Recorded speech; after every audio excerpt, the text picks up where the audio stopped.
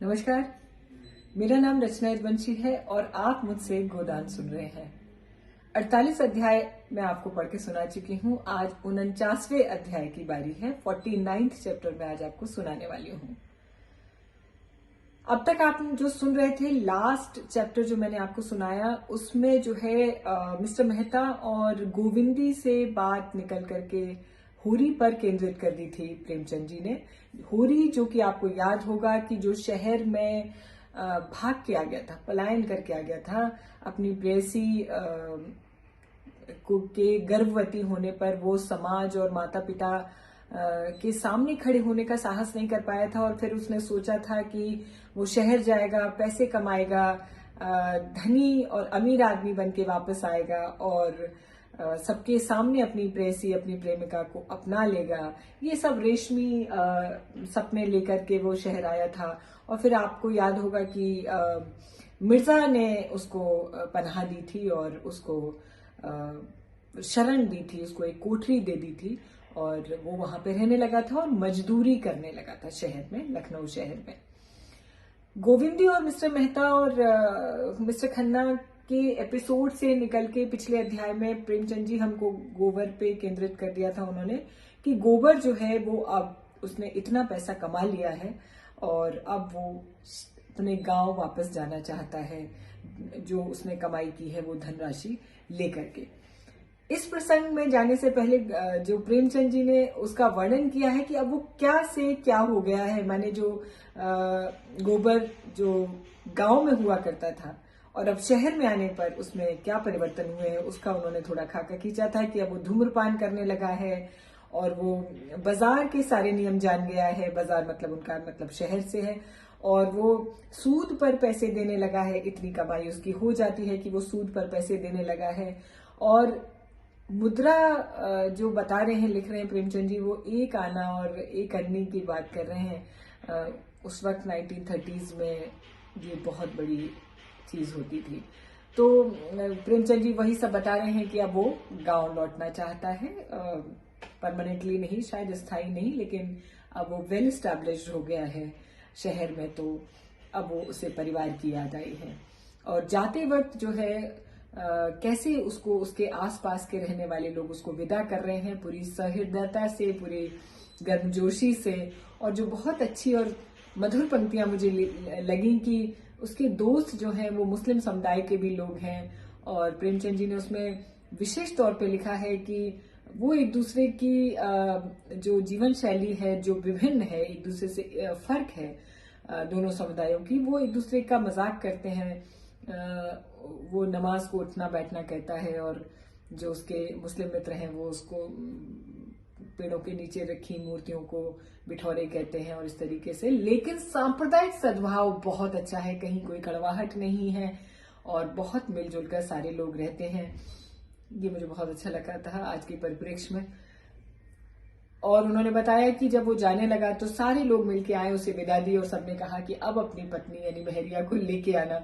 सबने उससे गुजारिश की और जिसने जो तांगे वाले व्यक्ति था उसको भी उसने जो है जाते वक्त पैसे दिए और इस आश्वासन के साथ तांगे से उतरा कि अब वो अपने परिवार के किसी व्यक्ति को लेकर ही शहर आएगा। सुनिए 49वां अध्याय। आज शायद गोबर जो है वो गांव पहुंचेगा अपने। फागुन अपनी झोली में नवजीवन की विभूति लेकर आ पहुंचा था। आम के पेड़ दोनों हाथों से बौर के सुगंध बांट रहे थे और कोयल आम की डालियों में छिपी संगीत का गुप्त दान कर रही थी। गांव में ऊख की बुआई लग गई थी। अभी धूप नहीं निकली पर होरी खेत में पहुंच गया। धनिया, सोना, रूपा तीनों तलैया से ऊख के भीगे हुए गट्ठे निकाल कर खेत में ला रही हैं और होरी गड़ासे से ऊख के टुकड़े कर रहा है। अब वह दाता दीन की मजदूरी करने लगा है। अब वह किसान नहीं है, मजदूर है। दाता दीन से अब उसका पुरोहित जजमान का नाता नहीं है, बल्कि मालिक मजदूर का नाता हो गया है। दाता दीन ने आकर डांटा, हाथ और फुर्ती से चलाओ होरी, इस तरह तो तुम दिन भर में भी नहीं काट पाओगे। होरी ने आहत अभिमान के साथ कहा, चला ही तो रहा हूं महाराज, बैठा तो नहीं हूं। दाता दीन मजदूरों से रगड़ के काम लेते थे, इसलिए उनके यहाँ कोई मजदूर टिकता नहीं था। होरी उनका स्वभाव जानता था पर जाता कहाँ। पंडित उसके घर के सामने खड़े होकर बोले, चिल्लाने चलाने चलाने में भेद होता है। एक चलाना है कि घड़ी भर में काम तमाम, और दूसरा चलाना है कि दिन भर में भी एक बोझ ऊख न काट पाओ। होरी ने विष का घूंट पीकर जोर से हाथ चलाना शुरू किया। इधर महीनों से भरपेट भोजन नहीं मिल रहा था। प्राय 1 जून तो चबैने पर ही कटता था। दूसरा जून भी कभी आधा पेट भोजन मिला, कभी कड़ाका हो गया। कितना चाहता था कि हाथ और जल्दी जल्दी उठे, मगर हाथ जवाब दे रहा था। उस पर दाता दीन सिर पर सवार थे। क्षणभर दम ले पाता तो ताजा हो जाता, लेकिन दम कैसे ले, घुड़कियां पड़ने का भय था। धनिया और 2 लड़कियां ऊख के गट्ठे लिए गीली साड़ियों से लथपथ कीचड़ में सनी हुई थी और गट्ठे पटक कर दम मारने लगी कि दाता दीन ने डांट लगाई, यहाँ क्या तमाशा देख रही हो? धनिया, जाओ अपना काम करो, पैसे सेत में नहीं आते। पहले पहर भर में तू एक खेप लाई है, इस हिसाब से तो दिन भर में भी ऊख न ढुल पाएगी। धनिया ने त्योरी बदल के कहा, क्या जरा भी दम नहीं लेने दोगे महाराज? हम भी तो आदमी हैं, तुम्हारी मजूरी करने से बैल तो नहीं हो गए हैं। जरा मोड़ पर एक गट्ठा लाद के उठाओ तो हाल मालूम पड़ेगा। दाता दीन बिगड़ उठे, पैसे देते हैं काम करने के लिए, दम मारने के लिए नहीं। दम लेना है तो घर पर जाकर बैठो। धनिया कुछ कहने जा ही रही थी कि होरी ने फटकार लगाई, तू जाती क्यों नहीं धनिया, क्यों हुज्जत कर रही है? धनिया ने बीड़ा उठाते हुए कहा, तो जा रही हूं, लेकिन चलते हुए बैल को ओंगली नहीं देनी चाहिए। दाता दीन ने आंखें निकाल ली, जाना पड़ता है, अभी मिजाज ठंडा नहीं हुआ लग रहा, तभी दाने दाने को मोहताज हो। धनिया भला क्यों चुप रहने लगी? बोले, तुम्हारे द्वार पर भीख मांगने तो नहीं आती मैं। दाता दीन ने पैने स्वर में कहा, अगर यही हाल रहा तो भीख भी मांगने लगूंगी। धनिया के पास जवाब तैयार था। सोना उसे खींचकर तलैया की ओर ले गई, वहीं नहीं तो बात बढ़ जाती। लेकिन आवाज की पहुंच के बाहर जाकर उसने दिल की जलन निकाली। भीख मांगो तुम, जो भिखमंगों की जात हो, हम तो मजदूर ठहरे, जहां काम करेंगे वहीं 4 पैसे आएंगे। सोना ने उसका तिरस्कार किया, अम्मा जाने भी दो, तुम तो समय नहीं देखती, बात बात पर लड़ने बैठ जाती हो।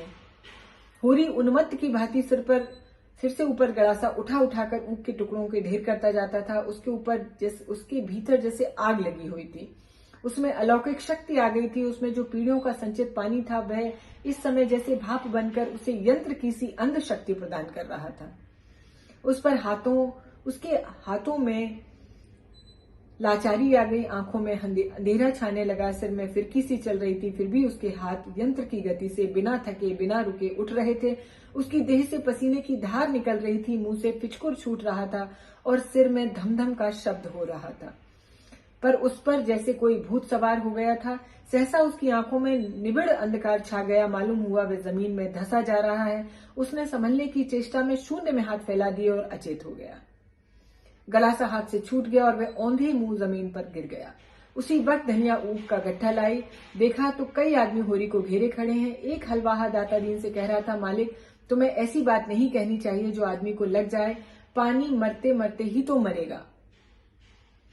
धनिया ऊख का गट्ठा पटककर पागलों की तरह दौड़ती हुई होरी के पास गई। उसका सिर अपनी जांघ पर रखकर विलाप करने लगी, तुम मुझे छोड़कर कहाँ जाते हो? अरे सोना, दौड़कर पानी ला और जाकर शोभा से कह दे दादा बेहाल है।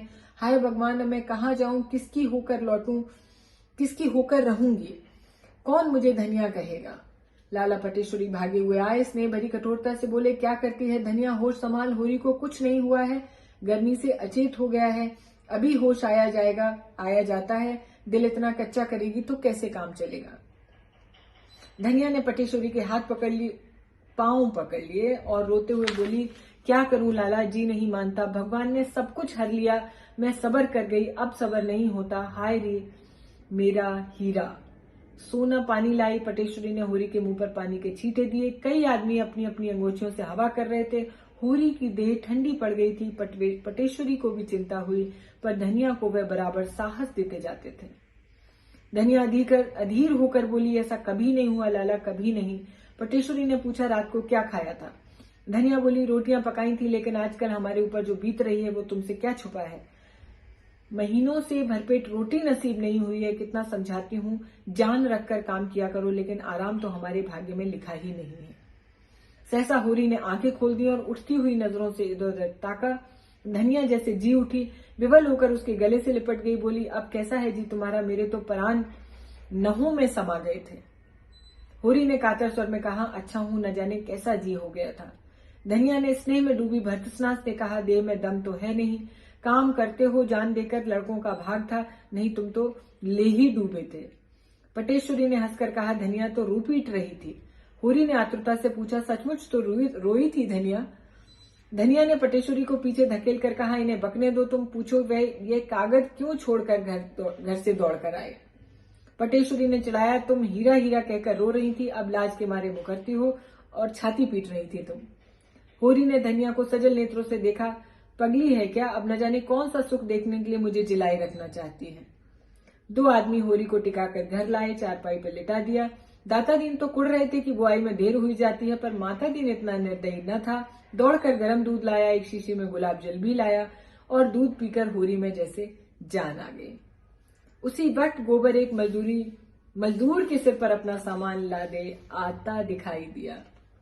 गांव के कुत्ते पहले तो भौंकते हुए उसकी तरफ दौड़े, फिर दुम हिलाने लगे। रूपा ने कहा, भैया आ गए, भैया आ गए, और तालियां बजाती हुई दौड़ पड़ी। सोना भी 2-3 कदम आगे बढ़ी, पर अपने उछाव को भीतर ही दबा गई। 1 साल में उसका यौवन कुछ और संकोचशील हो गया था। जुनिया भी घूंघट निकाले द्वार पर खड़ी थी। गोबर ने माँ बाप के चरण छुए और रूपा को गोद में उठाकर प्यार किया। धनिया ने उसे आशीर्वाद दिया और उसका सिर अपनी छाती से लगाकर मानो अपने मातृत्व का पुरस्कार पा गई थी। उसका हृदय गर्व से उमड़ पड़ता था। आज तो वह रानी है, इसी फटे हाल में भी रानी है। कोई उसकी आंखें देखे, उसका मुख देखे, उसका हृदय देखे, उसकी चाल देखे, रानी भी लजा जाएगी। गोबर कितना बड़ा हो गया है, पहन ओढ़कर कैसा भला मानस लग रहा है। धनिया के मन में कभी अमंगल की शंका न हुई थी। उसका मन कहता था कि गोबर कुशल से है और प्रसन्न है। आज उसे आंखों से देखकर मानो उसके जीवन के धूल धक्कड़ में गुम हुआ रत्न मिल गया हो जैसे। मगर होरी ने मुंह फेर लिया। गोबर ने पूछा, दादा को क्या हुआ अम्मा? धनिया घर का हाल कहकर उसे दुखी नहीं करना चाहती थी। बोली, कुछ नहीं बेटा, जरा सिर में दर्द है, कपड़े उतारो, हाथ मुंह धो। कहाँ थे तुम इतने दिन? भला इस तरह कोई घर से भागता है क्या?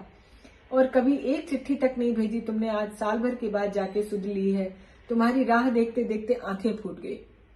यही आशा बनी रही कि कभी तो वो दिन आएगा जब मैं तुमको देख पाऊंगी। कोई कहता था मिर्च भाग गया, कोई डमरा टापू बताता था। सुन सुनकर जान सूखी जाती थी। और कहाँ रहे इतने दिन, यह बताओ। गोबर ने शर्माते हुए कहा, कहीं नहीं गया था अम्मा, यहीं लखनऊ में ही था। तो इतने नियरे रहकर भी कभी एक चिट्ठी भी न लिखी तुमने। इधर सोना रूपा गोबर का सामान खोलकर चीजों का बंटवारा करने में लगी हुई थी, लेकिन झुनिया दूर खड़ी थी। उसके मुख पर आज मान का शोक रंग झलक रहा था। गोबर ने उसके साथ जो व्यवहार किया है, आज वह उसका बदला लेगी। असामी को देखकर महाजन ने उससे रुपए वसूल करने को भी व्याकुल हो रहा है, जो उसने बट्टे खाते में डाल दिए थे। बच्चा उन चीजों की ओर लपक रहा था और चाहता था सबका सब एक साथ मुंह में डाल ले, पर झुनिया उसे गोद से उतरने नहीं दे रही थी। सोना बोली, भैया तुम्हारे लिए एना कंगी लाए हैं भाभी। झुनिया ने उपेक्षा भाव से कहा, मुझे एना कंगी नहीं चाहिए, अपने पास ही रखें। रूपा ने बच्चे की चमकीली टोपी निकाली। ओहो, ये तो चुन्नू की टोपी है, और बच्चे के सिर पर रख दी। झुनिया ने टोपी उतारकर फेंक दी। सहसा गोबर को अंदर आते देखकर वह बालक को अपनी कोठरी में लेके चली गई। गोबर ने देखा सारा सामान खुला पड़ा है। उसका जी तो चाहता है पहले झुनिया से मिलकर अपना अपराध क्षमा कराए, लेकिन अंदर जाने का साहस नहीं हो रहा है। वह वहीं बैठ गया और चीजें निकालकर हर एक को देने लगा, मगर रूपा इसलिए भूल गई कि उसके लिए चप्पल क्यों नहीं लाया। और सोना उसे चिढ़ाने लगी, तू क्या करेगी चप्पल लेकर? अपनी गुड़िया खेल, हम तो तेरी गुड़िया देखकर नहीं रोते, तू चप्पल देखकर क्यों रो रही है? मिठाई बांटने की जिम्मेदारी धनिया ने अपने ऊपर ले ली। इतने दिनों के बाद लड़का कुशल से घर आया है, वह गांव भर में बहना बंटवाएगी। एक एक गुलाब जामुन रूपा और सोना के लिए ऊंट के मुंह में जीरे के समान था। वह चाहती थी हांडी उसके सामने रख दी जाए और वो कूद कूद कर खाए। अब संदूक खुला और उसमें से साड़ियां निकलने लगी। सभी किनारेदार थीं, जैसी पटेश्वरी लाला के घर की महिलाएं पहनती हैं, मगर हैं इतनी हल्की। ऐसी महीन साड़ियां भला कितने दिन चलेंगी? बड़े आदमी जितनी महीन साड़ियां चाहे पहने, उनकी मेहरिया को बैठने और सोने के सिवा और कौन सा काम है? यहाँ तो खेत खलियान में सभी कुछ है। अच्छा, होरी के लिए धोती और अतिरिक्त दुपट्टा भी है। धनिया प्रसन्न होकर बोली, तुमने बड़ा अच्छा किया बेटा, इनका दुपट्टा बिल्कुल तार तार हो गया था। गोबर को इतनी देर में घर की परिस्थिति का अंदाजा हो गया था। धनिया की साड़ी में कई पैबंद लगे हुए थे। सोना की साड़ी सिर पे फटी हुई थी और उसमें से उसके बाल दिख रहे थे। रूपा की धोती में चारों तरफ झाल सी लटक रही थी। सभी के चेहरे रूखे, किसी की देह पर चिकनाहट नहीं। जिधर देखो विपन्नता का साम्राज्य था। ये प्रसंग भी लंबा चलने वाला है। गोबर आ चुके हैं शहर से और बहुत कुछ लेके आए हैं। उनके आने पर सामाजिक जो उथल पुथल होगी, गांव में जो बातें होंगी, जो हरकतें होंगी, वो बहुत रोचक होगा देखना और सुनना। तो सुनते रहिए गोदान को। अगले रविवार या सोमवार या अगले हफ्ते किसी भी दिन फिर मिलती हूं मैं आपसे 50वें अध्याय के साथ। बने रहिए गोदान के साथ, प्रेमचंद जी के साथ और रचना जी के साथ। नमस्कार, बहुत शुक्रिया।